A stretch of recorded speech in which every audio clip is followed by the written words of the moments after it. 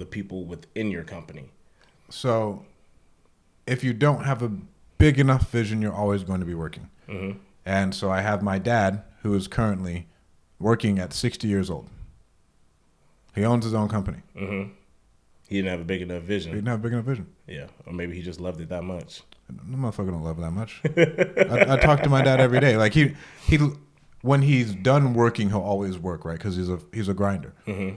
right? But he could be going and working on hobbies and stuff instead, but he's still working.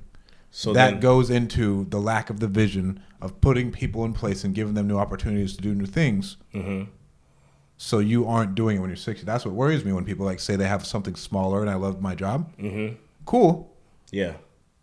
At a point in time, you're not going to love your job. 100, agreed. As like your family grows, as your family grows, you as grandchildren you grow, and stuff like that, all these new things come in to where you need to, if you truly want to be wealthy, you got to start thinking like 10, 20, 30, 40-year spans. Because you know what, it's funny that you say that because it made me start thinking about like how your parents are, not your parents, per se, but I'm just saying in general, like how your parents can be when it comes to grandchildren, right? It's like the greatest fucking thing to ever touch soil. You know what I mean? Like, grandkids can't do nothing wrong. And you start thinking about that relationship and I think a lot of it stems from, as parents, we do work a lot to provide a certain lifestyle for your children. You know what I mean? And one of the negatives to that when you're, say, doing like a 9-to-5 job or just something, any type of career that takes you 30 years to retire, you miss out on a lot of things. You miss out on a lot of things to try to create a better life for the future, like your grandkids and stuff like that. And so when you do become grandparents, I believe that's why your grandchildren are so like special to you. Like, yes, it's a part of me, which is wild in general, right?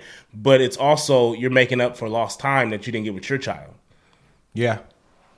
I mean, that's like when everybody talks about like small business, I love my job, I love doing what I'm doing. You have a lot more responsibilities to a lot of other people besides yourself to be present, to be available, and provide opportunities for them. Mm-hmm. And that's why you need to build your company better, and you can't just fucking lean on that. Oh, I love what I do. Yeah. Like, cool, but like your kid loves when you're at his sports events. Your kid loves like when you're present. Yeah. Your kid loves when you're not going on a fucking seller appointment.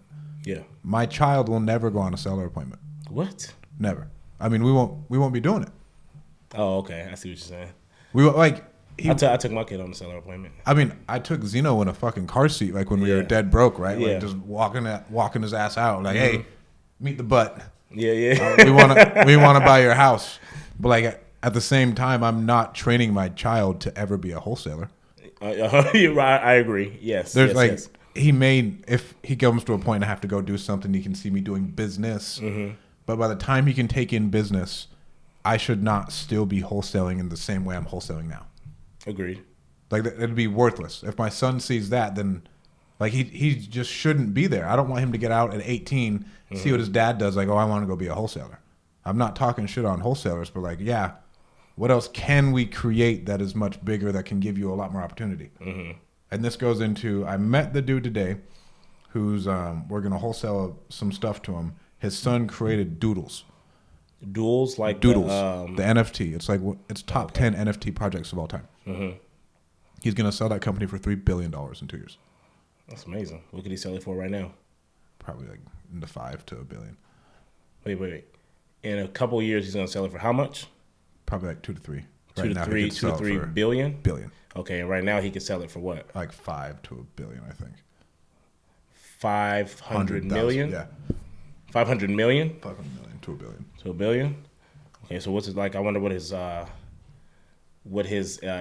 obviously his end goal is to sell it. Yeah. But what is he looking to sell it and do? When you talk about a span of 2 years, like I mean, I guess if you look at it, I mean, I could be like, man, why wouldn't he just sell it right now for 500 million to $1 billion? But I mean, in a span of 2 years, I could be like, man, what could he do within that next 2 years? But in the next 2 years, he's not going to make fucking $3 billion. No, I'm sorry, he's not going to make $1.52 billion. Whereas just simply holding on to this NFT is going to get him that. So I guess the return in itself is, I mean, that's hella ROI.